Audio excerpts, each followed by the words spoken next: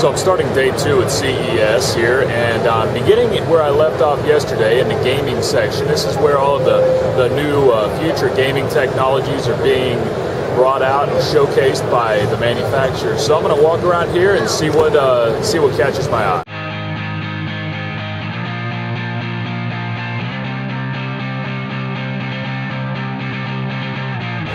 Here I'm at the booth of Caliber, and Caliber is a real interesting group here. They are actually creating a series of specialized, almost armor for gaming consoles and things like that. Highly customized, very unique cases that encase the entire unit and provide a whole new level of customization for that gamer. So, you know, to say that my Xbox looks cooler than yours, well, if you have one of these systems, I guarantee you your Xbox is going to be the coolest out there. And that's really going to speak to some people, because there's a lot of people that really like that high-end gaming, you know, and that customization, and those consoles that are specialized consoles for a lot of games, they sell well. Halo had their own console. You know, there's been numerous other examples of individualized customized consoles for gaming. This is one of them. This is really unique. These are really custom and totally different.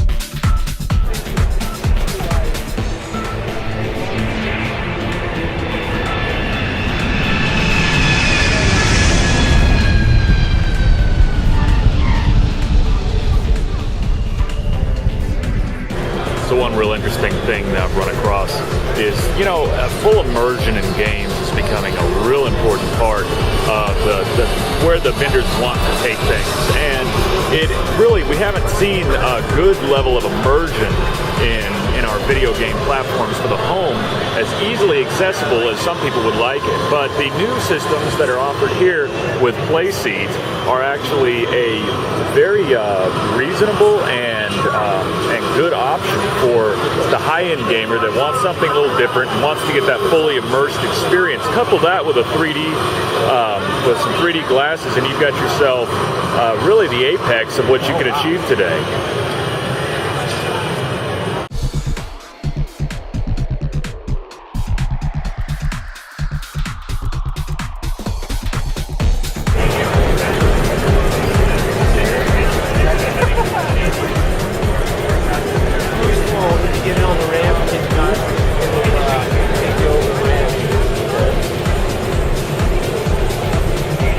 Line it up with the ramp and then press it. Yeah, you got to go the other way. This is being controlled from an iPhone application right here. So these are remote controlled globes with some kind of LED in them, and navigating a virtual or a physical obstacle course here from an iPhone app. Very interesting. Never seen anything like it before.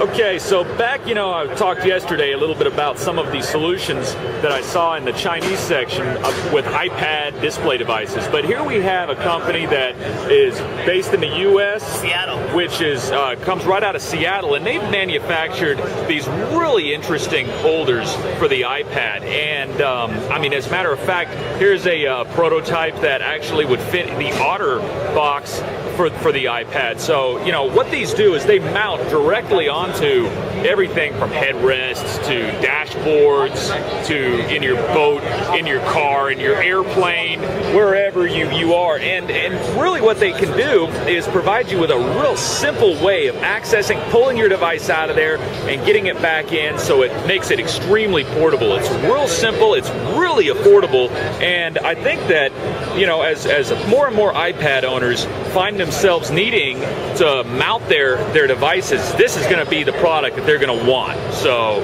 keep an eye on it, and definitely follow this company, padholder.com.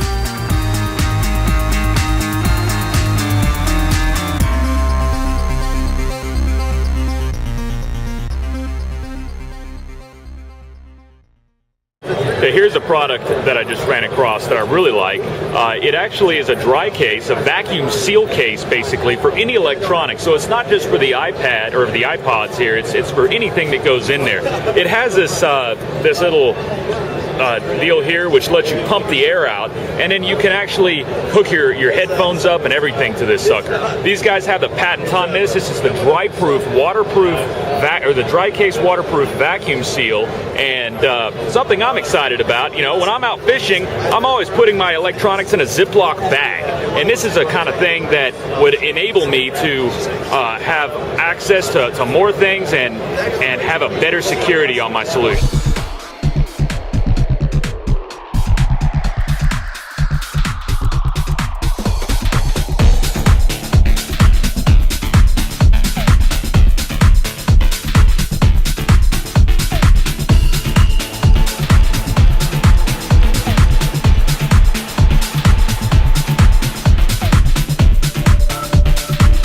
This is what it looks like folded up. And then here's the cradle. So the cradle is actually attached, and then it'll fold like this.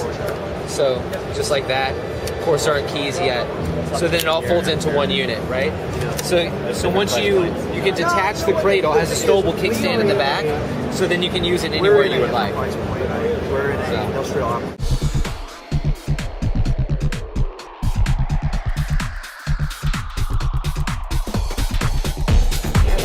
What we have here is we have a keyboard which actually is adapted right onto this device here, and it's just a cradle. So ShenZhen, which is one of the most innovative companies here at CES this year, I would say, has really gone over the edge with delivering some amazing new prototype products here, taking the future of tablet computing and really enabling the user to do new things, like have a sliding keyboard on their iPhone, have a tablet PC display here with a keyboard. So the keyboards are really important, and they're going to be a very important part of the future. ShenZhen is right there, and a company to watch and really pay attention to.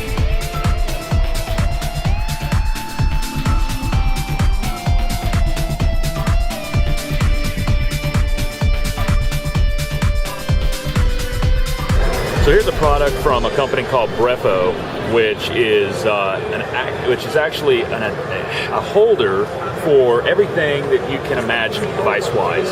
Phones, flashlights, iPads, you know, pretty much everything. And everything can be put on anything, which is real interesting. So these are actually made of kind of a rubber material that's real easy to manipulate, and it can go in any direction. You can move these anyhow which way you want. You can wrap them around things, and it can just be used to hold your device directly onto anything.